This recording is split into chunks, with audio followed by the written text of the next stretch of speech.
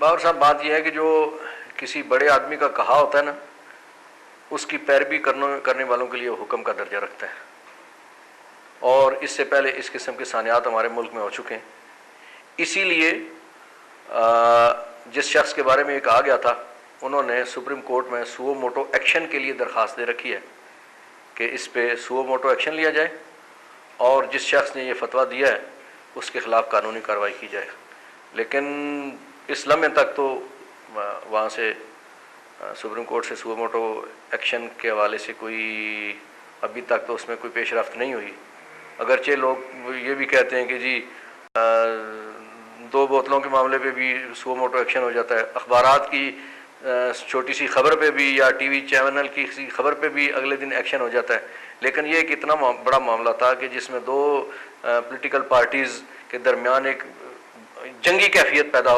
ہو سکتی ہے اور ہوئی ہے، اور اس میں ایک بڑے یعنی یہ میں سمجھتا ہوں کہ پیپلز پارٹی کی طرف سے ان کا جو مفاہمت کی پالیسی ہے اس کا نتیجہ ہے کہ انہوں نے اپنے آپ کو روک کے رکھا ہوا ہے۔ لیکن اس طرف سے تو انتہا ہو گیا نا، یہ آخری بات ہے باور صاحب زندگی کے، یعنی آپ جس انداز میں میاں برادران نے کل کشمیر میں دونوں نے کہا،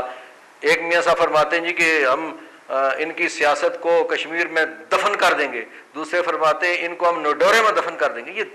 یہ الفاظ میں سمجھتا ہوں اب یہ وقت نہیں ہے، اس طرح کے الفاظ نہیں بولنے چاہیے۔ جو وہاں سے دفن کفن کی سیاست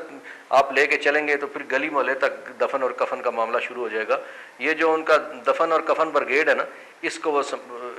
کو لگام دے کے رکھیں اور ایسی چیزیں نہ ہونے دیں جس کی وجہ سے کل ملک میں مسائل پیدا ہوں۔ اور لوگ بڑے سمجھدار ہیں، لوگ سمجھتے ہیں کہ جو لفظ آ رہا ہے کس کے منہ سے آ رہا ہے، پھر وہ اس کی انہوں نے آنے والے الیکشنز میں، چاہے وہ کشمیر کا ہے، چاہے مارچ میں سینٹ کا الیکشن ہے، چاہے انشاءاللہ 2013 میں جو قومی انتخاب ہے، لوگ حساب برابر کریں گے اور لوگ احتساب کریں گے ووٹ کے ذریعے سے۔ ہمارا تو ہم سیاسی جماعت ہیں، ہمیں محترمہ بےنظیر بھٹو شہید نے جو کلچر دیا تھا، انہوں نے فرمایا تھا کہ democracy is the best revenge. انہوں نے کہا کہ بہترین انتقام جو ہے وہ جمہوریت ہے۔ ہم اس چیز پہ، ان کی اس بات پہ یقین رکھتے ہیں، ایمان رکھتے ہیں، بھروسہ کرتے ہیں، اور اسی کے مطابق پاکستان پیپلز پارٹی جو ہے وہ پیش رفت کر رہی ہے۔ آج آپ بلوچستان میں دیکھیں، آج آپ خیبر پختونخوا میں دیکھیں، آپ سندھ میں دیکھیں، آپ گلگت بلتستان میں دیکھیں، آپ وفاق میں دیکھیں، بہت ساری سیاسی جماعتوں کو، چھوٹے بڑے گروپس کو، آزاد لوگوں کو ساتھ لے کے پاکستان پیپلز پارٹی چل رہی ہے، اس لیے کہ یہ پاکستان سب کا ہے۔ اس کی حفاظت کرنا، اس کا پھلا پھولا، اس کو دیکھنا، اس کو بہتر بنانا، یہ ہم سب کی ذمہ داری بھی ہے، اور ہم سب کے یہ کام آئے گا، ہماری نسلوں کا یہ میں سمجھتا ہوں کہ اساس ہے۔ اور اس لیے ایسی سیاست جو لوگوں کو لڑائی بھڑائی کی طرف لے جائے، اس سے اعتراض کرنا چاہیے۔ محبت، مفاہمت اور دوستی کی سیاست کو پروان چڑھانا چاہیے۔ وزیر اعظم کے مشیر برائے قانون، انصاف و پارلیمانی امور غلام فاروق امان صاحب، آپ کے عمل کا بہت شکریہ۔ ہمارے پروگرام کا وقت ختم ہو گیا ہے۔